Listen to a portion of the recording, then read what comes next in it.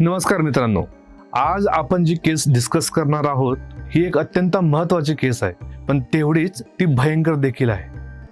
तर झालं असं की राजस्थानमध्ये एका पॉलिटिशियनच्या मुलाला एक मुलगी आवडत होती. मुलगी खूप सुंदर होती. तिच्या वडिलांची एक मिल सुद्धा होती. आता सगळं छान आहे म्हटल्यावर लग्नाची पुढची बोलणी करण्याआधी मुलीच्या कुटुंबाने तिचे फोटो मुलाच्या कुटुंबाला पाठवले. ती खरंच खूप सुंदर होती, पण मुलाच्या कुटुंबाने ते फोटो एका फोटो स्टुडिओमध्ये नेले, जिथे फोटो डेव्हलप व्हायचे. आणि हे काही पहिल्यांदा होत नव्हतं. आधीही अनेक होणाऱ्या नवरदेवाच्या कुटुंबाने नातं ठरवण्यापूर्वी किंवा तोडण्यापूर्वी या फोटो स्टुडिओला भेट दिली होती. आणि तिथेच या कुटुंबाने विचारलं की हा फोटो सोफिया सेकंडरी स्कूलच्या फोटोशी जुळतो का की नाही, जिथून 250 मुलींच्या सेक्स स्कॅन्डलचा रिपोर्ट आला होता. हो, 250 मुली, ज्या अत्यंत श्रीमंत कुटुंबातल्या होत्या.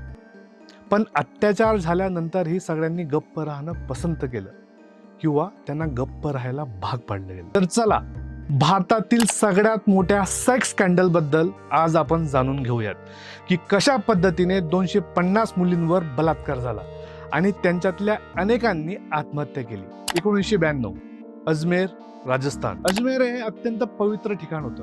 बरेच लोक अजमेर शरीफला आशीर्वाद घ्यायला येत होते. अजमेरमध्ये सोफिया सेकंडरी स्कूल नावाची एक फक्त मुलींची शाळा होती, त्यामुळे साहजिकच आहे तिथे सर्व मुली शिकत होत्या. खालच्या मध्यमवर्गीय आणि अत्यंत श्रीमंत घरातल्या मुली सुद्धा त्या स्कूलमध्ये शिकत होत्या, कारण सोफिया स्कूल शिक्षणावर खूप जास्त लक्ष देत होती.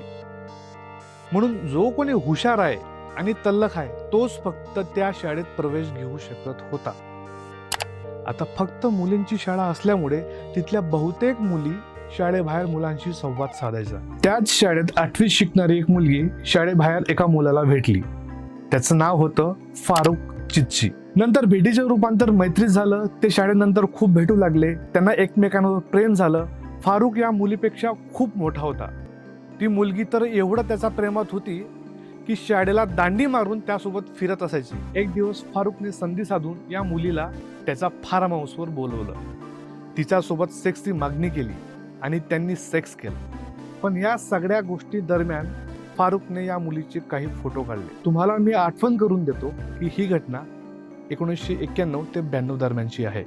आणि त्या काळात अफेअर करणं, मुलाला भेटणं किंवा शारीरिक संबंध ठेवणं हे अत्यंत तुच्छ समजलं जायचं. तर फार्म हाऊसवर गेल्यानंतर या दोघांनी सेक्स केला आणि सेक्सच्या दरम्यान फारुकने त्या मुलीचे काही फोटो काढले आणि आता तो तिला तिचे तसले फोटो दाखवून ब्लॅकमेल करत होता. तो तिला म्हणाला, विचार कर, आता हे फोटो फक्त आपण बघतोय, पण हेच जर तुझ्या घरच्यांनी पाहिले, तुझ्या नातेवाईकांनी पाहिले किंवा तुझ्या परिसरातील इतर लोकांनी पाहिले तर?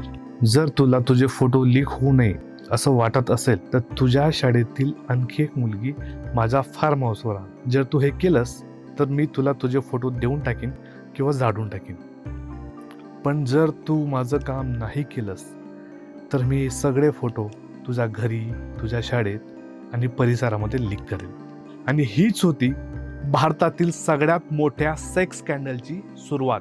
मित्रांनो, या कांडचा मुख्य आरोपी फारुक हा अजमेर युथ काँग्रेस पार्टीचा अध्यक्ष होता आणि या कांडमध्ये त्याला मदत करणारे नफीस आणि अनवर हे सुद्धा या पक्षाचे उपाध्यक्ष होते. फारुकचं फॅमिली बॅकग्राऊंड गुंडागर्दी, खंडणी, टोळी, ब्लॅकमेलिंग आणि बलात्काराने भरलेली होती. काही लेख असेही लिहितात की या सगळ्या बॅकग्राऊंड मुळेच त्याला युथ काँग्रेसचा नेता बनवला होता. या अजमेर सेक्स स्कॅन्डलमध्ये या तिघांनी एकत्र येऊन हा प्लॅन केला होता.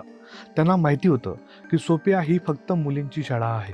अत्यंत पद्धतशीरपणे त्यांनी या स्कूलला लक्ष बनवलं आणि हे सगळं अत्यंत प्लॅननुसारच घडलं. काहीही अचानक नव्हतं. सगळं आधीच ठरलेलं. प्रत्येक पाऊल हा त्या प्लॅनचा भाग होता. तर मी आधी म्हटल्याप्रमाणे फारुकने सुरुवातीला एका मुलीला टार्गेट केलं. तिला प्रेमात पाडलं. योग्य संधी साधून तिला फार्म हाऊसवर बोलवलं. तिच्यासोबत सेक्स केला आणि तिचे फोटो काढले आणि मग फोटो वापरून ब्लॅकमेल करून त्याने आणखी एका मुलीला बोलवलं. तिच्यासोबत सेक्स केला आणि तिचेही फोटो काढले.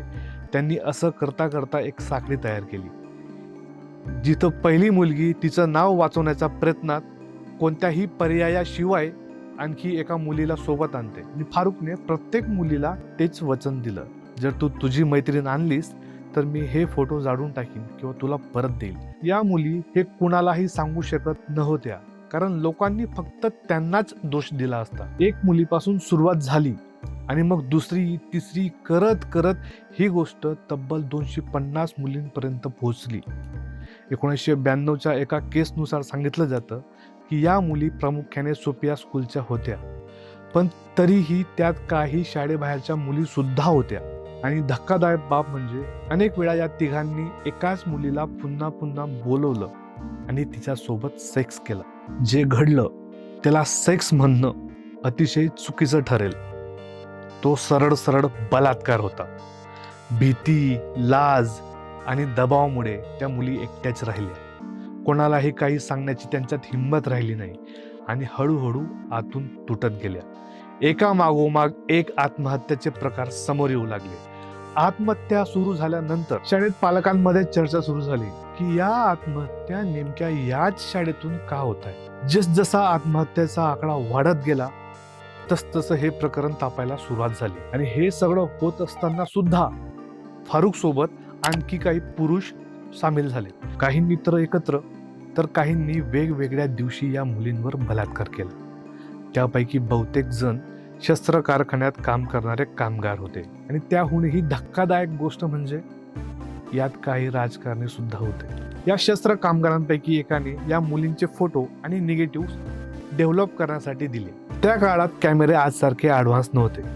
निगेटिव्ह रील्स पासून फोटो बनायला अनेकदा काही दिवस लागत होते. एकदा फोटोग्राफरने हे फोटो डेव्हलप केले आणि काही फोटोज आपल्याकडे ठेवून घेतले आणि त्याने ते आपल्या मित्रांना दाखवले.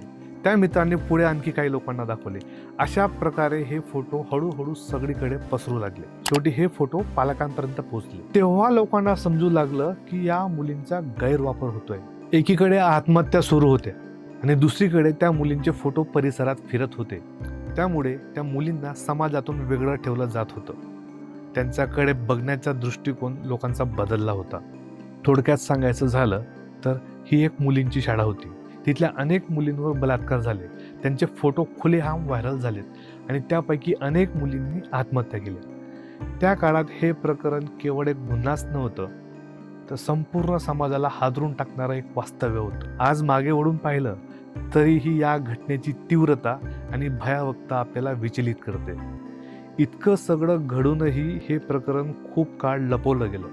कोणत्याही मोठ्या न्यूज चॅनलने याचा उल्लेख सुद्धा केला नाही आणि कुणी यावर उघडपणे बोलायला तयार सुद्धा नव्हतं. आजही या प्रकरणामध्ये एकही ओरिजिनल व्हिडिओ मिळत नाही, कारण त्यावेळी फक्त 3 न्यूजपेपर्सने थोड्याफार प्रमाणात ही बातमी कव्हर केली होती, ज्यातून या भयानक सत्याची थोडीफार झलक समोर येते.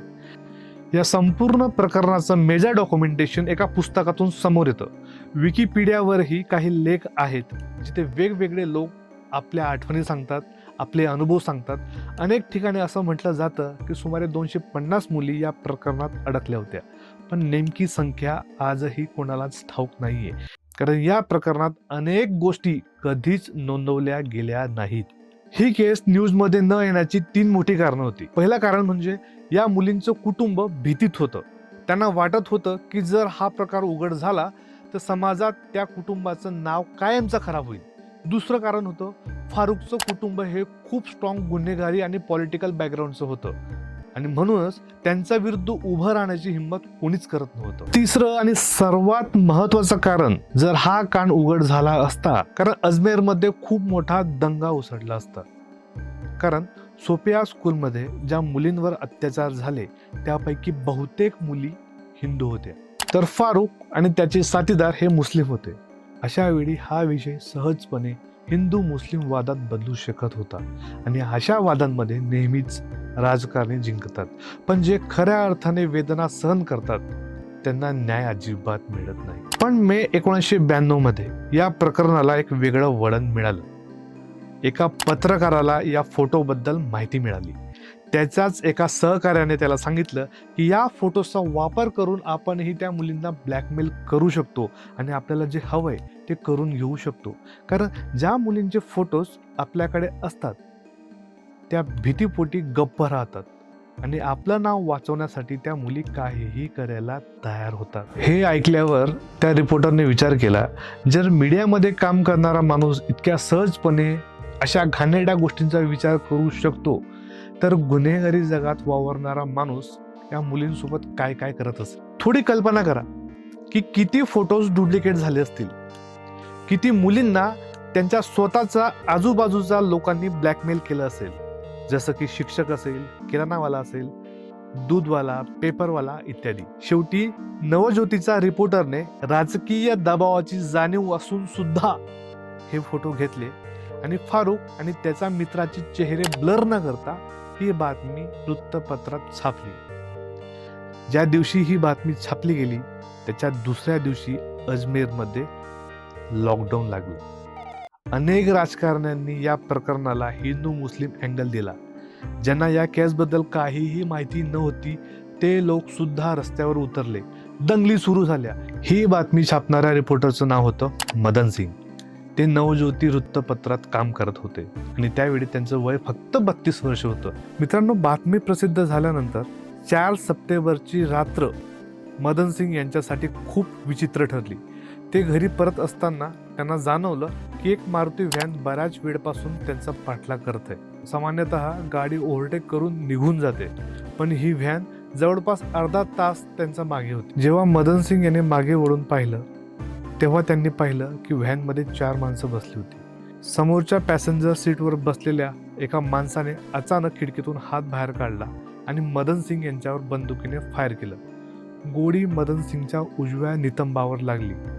त्यांनी काहीही क्षणाचा विचार न करता स्वतःचा जीव वाचवण्यासाठी जवळच्या नाल्यात उडी मारली. कदाचित गोळीच्या आवाजाने किंवा मदन सिंग यांच्या किंचाळण्यामुळे काही लोक तिथं जमा झाले आणि तेवढ्यात व्हॅनमधली माणसं तिथून पडून गेली. त्यानंतर मदन सिंग यांना तात्काळ हॉस्पिटलमध्ये दाखल करण्यात आलं. त्यांची अवस्था आता खूपच गंभीर होती. बातमी छापून आता 2 दिवस झाले होते आणि आता मदन सिंगवर आधीच गोळीबार झाला होता. या घटनेनंतर 2 दिवसांनी एक घटना घडली. मदन सिंग यांच्या सुरक्षेसाठी तिथे पोलीस तैनात होता. तरीही 3 अनोळखी लोक सकाळी 11 वाजेच्या सुमारास हॉस्पिटलच्या आत शिरले आणि त्यांनी थेट बेडवर असलेल्या मदन सिंगवर गोळी झाडली. हे सगळं कदाचित यासाठीच केलं गेलं असेल कारण मदन सिंगने त्या व्हॅनमधील बसलेल्या लोकांना पाहिलं होतं. जे त्यांची नावे समोर आली असती तर अनेक मोठ्या लोकांची प्रतिष्ठा धोक्यात आली असती. अशा प्रकारे या कांड विरुद्ध पहिल्यांदा आवाज उठवणाऱ्या माणसाचा शेवट झाला. सुरुवातीला सांगितलं जातं की 250 मुली या अत्याचाराच्या बळी ठरल्या होत्या, पण प्रत्यक्षात पुढे येण्याचं धाडस फक्त 32 मुलींनी केलं. या 32 मुलींनी पोलीस स्टेशनमध्ये जाऊन आरोपींना ओळखलं आणि त्यांना स्पष्ट सांगितलं की होय, याच लोकांनी आमच्यावर अत्याचार केलाय. पण फक्त 32 मुली पुढे का आल्या? कारण जी मुलगी पोलिसांकडे जाते तिला पुन्हा पुन्हा तेच सांगावं लागतं. तिला लाज वाटते. समाज तिच्याकडे वेगळ्या नजरेने बघतो आणि ती पोलिसांकडे जाते याचं एकच कारण असतं, कारण तिच्यावर बलात्कार झालेला असतो. यामागे दुसरंही मोठं कारण होतं की फारुखचं कुटुंब या केस सोबत जोडलं गेलेलं होतं. त्यामुळे राजकारणी मुलींच्या कुटुंबाला ब्लॅकमेल करत होते. त्यामुळे सगळ्या मुलींना भीती वाटत होती. फक्त 30 ते 32 मुली आरोपी ओळखण्यासाठी पुढे आल्या. जसं मी आधी सांगितलं की या प्रकरणामध्ये राजकारणीही सामील झाले होते. मोठ्या पक्षांचे लोकही यात गुंतलेले होते. त्यामुळे जेव्हाही या मुली पुढे आल्या तेव्हा त्यांना धमकवायला आणि ब्लॅकमेल करायला सुरुवात झाली. त्यांना स्पष्टपणे सांगितलं गेलं की जर त्यांनी तक्रार मागे घेतली नाही तर त्यांच्या कुटुंबाला मारून टाकलं जाईल. आणि याच धमक्यांमुळे अनेक मुली मागे हटल्या. 32 पैकी शेवटी फक्त 2 मुली उरल्या. त्या 2 मुलींनी शेवटपर्यंत आपली बाजू सोडली नाही. त्यांनी रिपोर्ट दाखल केला. दिवसभर भीती, धमक्या, छळ सहन करूनही त्या आपल्या विधानावर ठाम राहिल्या. त्यानंतर पोलिसांनी नवज्योती वृत्तपत्रात नमूद केलेल्या लोकांना अटक करायला सुरुवात केली. अवघ्या 2 दिवसात 12 लोकांना अटक करण्यात आली, पण त्यापैकी 8 आरोपी अजमेरमधून पळून गेले आणि जे आजपर्यंत पकडलेच गेले नाही. एवढी मोठी केस, एवढा गोंधळ, इतकी जीवितहानी, अनेक मुलींनी आपलं आयुष्य संपवलं. तर प्रश्न असा होता की यासाठी शिक्षा काय मिळणार? तुरुंगवास की फाशी? हे प्रकरण अत्यंत गंभीर असल्यामुळे तब्बल 6 वर्ष कोर्टात चाललं. या काळात आणखी काही मुलींनी आत्महत्या केल्या. काही कुटुंबांनी हा सगळा त्रास सहन न होऊन अजमेर सोडून दिलं. या 6 वर्षाच्या काळात अनेक आरोपी पडून जाण्यामध्ये यशस्वी झाले. शेवटी 1998 मध्ये कोर्टाने आपला निर्णय दिला. जे आरोपी पकडले गेले होते किंवा जे पुढे कधी पकडले जातील त्या सर्वांना बलात्कार आणि अपहरण या गुन्ह्यासाठी जन्मठेपेची शिक्षा सुनावण्यात आली. इतकं गंभीर प्रकरण असून सुद्धा हा निर्णय येण्यासाठी 6 वर्ष लागली. उशिरा का होईना न्याय मिळाला असं म्हणता येईल, पण अनेक कुटुंबांसाठी हा न्याय अपुरा ठरला, कारण त्यांची वेदना कधीही संपणारी नव्हती. काही लोकांना कधीही आनंदी शेवट मिळत नाही. या प्रकरणातून पुढे जायचं ठरवणाऱ्या कुटुंबांनाही शांतपणे जगता आलं नाही. कुठेही जाण्यापूर्वी त्यांच्या मुलींचे फोटो तपासले जात होते की ही मुलगी अजमेर सेक्स स्कॅन्डलमध्ये होती की नाही. ती जिवंत होते, पण समाजात त्यांना कोणतं स्थान उरलेलं नव्हतं. या सगळ्यातील सर्वात वाईट गोष्ट म्हणजे या प्रकरणातील मुख्य आरोपी फारुख चिच्ची सुरुवातीलाच या केसमधून सुटला.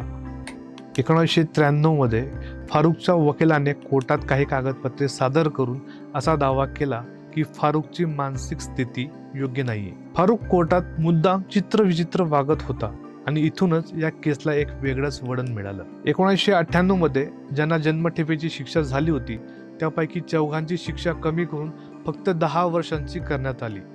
तुरुंगात असलेले आरोपीही एका मागोमाग एक जामिनावर बाहेर येऊ लागले आणि 3 चिच्ची, फारुख, नफीस आणि अनवर पोलिसांनी यांना अटक केली नाही.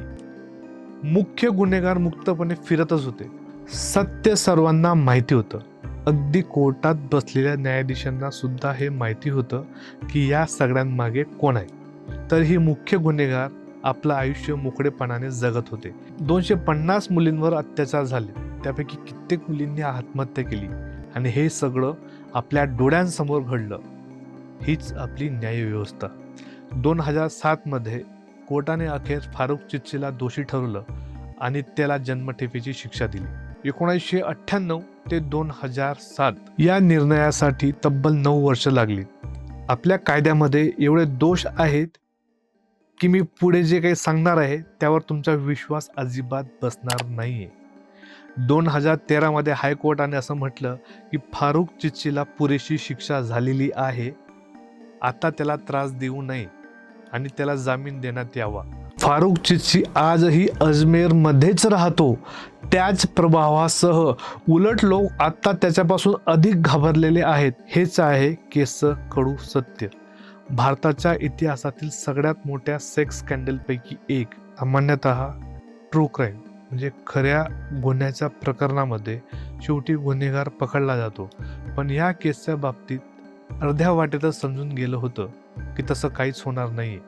कदाचित म्हणूनच ही केस आजही अनेक लोकांना माहिती नाही. तुम्हालाही नाही, कदाचित तुमच्या पालकांनाही माहिती नसेल, कारण ही केस धर्म, जात आणि लाजेच्या नावाखाली दडपली गेली. पण ही अशीच गोष्ट आहे जी आपल्या तरुणांनी जाणून घ्यायला हवी. राक्षस कसे आपल्या आजूबाजूला राहतात आणि राजकीय शक्तीच्या जोरावर स्वतःला सुरक्षित ठेवतात. म्हणूनच ही कथा पुढे पोहोचवणं महत्वाचं आहे. या केसचा इथं शेवट होतो, पण ज्या कुटुंबाने हे सगळं भोगलंय ते आजही न्यायाच्या आशेत जगत आहेत. 2013 मध्ये आणखी एक चिच्ची पकडल्या गेल्याची चर्चा झाली होती, पण त्याची पुष्टी झाली नाही आणि आपली न्यायव्यवस्था पाहता आता या प्रकरणामध्ये काहीही घडेल अशी अपेक्षाही उरली नाही. मित्रांनो, या केस स्टडीबद्दल तुम्हाला तुमचं जे काही मत आहे तुम्ही आपल्या कमेंट बॉक्समध्ये सांगू शकता. Thank you so much for watching. असेच व्हिडिओ पाहण्यासाठी चॅनलला लाईक, शेअर, सबस्क्राईब करायची विसरू नका. Thank you so much.